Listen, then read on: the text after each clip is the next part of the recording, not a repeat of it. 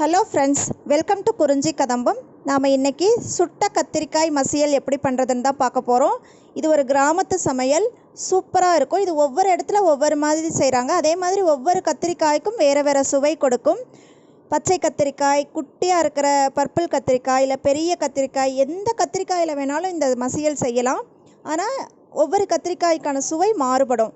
நாங்கள் இன்றைக்கி நீளமாக இருக்கிற பச்சை கத்திரிக்காய் தான் எடுத்திருக்கோம். இது அம்மா தான் செய்கிறாங்க. இந்த கத்திரிக்காயை எடுத்துகிட்டு எத்தனை கத்திரிக்காய் வேணுமோ அதை நீங்கள் ஸ்டவ்வில் வச்சு இந்த மாதிரி கேஸில் சுட்டுக்கணும். ஆக்சுவலாக விறகு அடுப்பில் சுட்டு செய்வாங்க கிராமங்களில், அது ரொம்ப சுவையாக இருக்கும். ஆனால் இன்றைக்கி விறகு அடுப்பு இல்லைங்கிறதுனால இந்த மாதிரி ஸ்டவ்லேயே நம்ம வச்சு சுட்டுக்கலாம். இந்த மாதிரி நம்ம ஏதாவது கிரில் இருந்ததுன்னா வச்சுக்கலாம். இல்லைன்னா சப்பாத்தி புல்கா போடுறதுக்கு வச்சுருப்போம் இல்லையா கிரில், அதை கூட மேலே வச்சிட்டிங்கன்னா எத்தனை கத்திரிக்காய்னாலும் ஒரே டைமில் சுட்டு எடுத்துடலாம். நல்லா இந்த மாதிரி எல்லா இடத்துலையும் திருப்பி திருப்பி விட்டு எல்லா இடங்கள்லையும் இந்த மாதிரி கருப்பாகிற வரைக்கும், வேகிற வரைக்கும் அதை தொட்டு பார்த்திங்கன்னா நல்லா நசுங்கும். வேக வச்சு எடுத்து நல்லா ஆறுனதுக்கப்புறமா அதோட தோல் நீக்கி வச்சுக்கணும். இங்கே எந்த கத்திரிக்காய் வேணாலும் எடுத்துக்கலாம். தோல் நீக்கிட்டிங்கன்னா பார்த்திங்கன்னா இது பார்த்தா வாழைப்பழம் மாதிரி இருக்கும். வாழைப்பழத்தோட தோல் எடுக்கிற மாதிரி தான் இருக்கும். கத்திரிக்காய் ரொம்ப அமுத்திட்டிங்கன்னா நசுங்கிரும், அவ்வளோ சாஃப்டாக வெந்துடும் கத்திரிக்காய். ஸோ தோலெல்லாம் எடுத்துட்டு அதில் கொஞ்சம் கொஞ்சம் கருப்பு கலரில் அதை ஒட்டி இருக்கிறதுனால லைட்டாக நம்ம கழுவிக்கலாம்.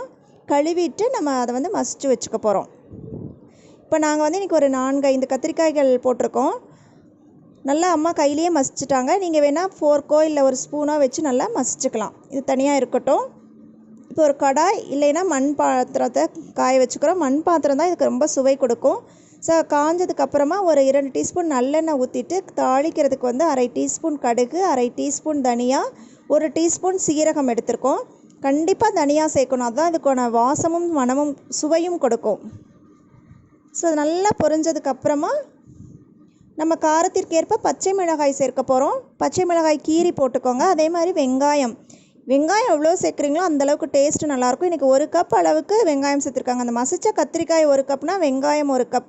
சின்ன வெங்காயம் போட்டால் தான் நல்லாயிருக்கும், இல்லைன்னா பெரிய வெங்காயம் சேர்த்துக்கலாம். சேர்த்து வெங்காயம் பொன்னிறமாக வதங்குற அளவுக்கு நல்லா வதக்கிக்கணும்.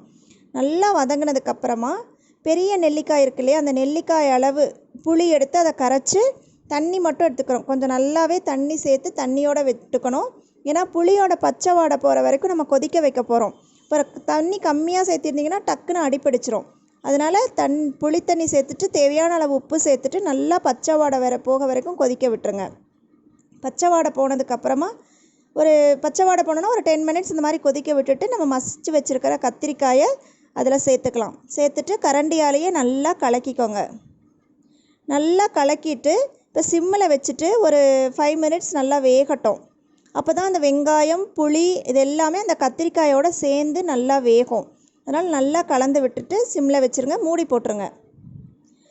இப்போ 5 மினிட்ஸ் ஆயிடுச்சு. கொத்தமல்லி தழை பொடியாக நறுக்கின கொத்தமல்லி தழை போட்டுட்டு கரண்டியால் ஒரு மிக்ஸ் பண்ணிவிட்டு ஸ்டவ் ஆஃப் பண்ணிடுங்க. ஆஃப் பண்ணிவிட்டு இப்போ பருப்பு மத்தால் நல்லா கடையணும். அப்போ தான் அந்த டேஸ்ட் நல்லாயிருக்கும். அதாவது கத்திரிக்காய் ஒருவேளை நல்லா மசியாமல் இருந்தால் கூட கத்திரிக்காயும் மசிஞ்சிரும். அந்த வெங்காயம் நல்லா அதோட கத்திரிக்காயோடு சேர்ந்து மசிஞ்சிரும். அப்போ அந்த சுவை சூப்பராக இருக்கும். இப்படி பார்க்குறக்கே எவ்வளோ டெம்டிங்காக இருக்குது இல்லையா, அது ரொம்ப சூப்பராக இருக்குங்க. இது நீங்கள் சூடான சாதத்தில் போட்டு பிசைஞ்சு சாப்பிட்றதுக்கு நல்லாயிருக்கும். இல்லை ஒரு தோசைக்கோ இட்லிக்கோ கூட நல்லாயிருக்கும். தயிர் சாதத்துக்கு நல்லாயிருக்கும். கண்டிப்பாக இது எல்லாருமே ட்ரை பண்ணி பாருங்கள்.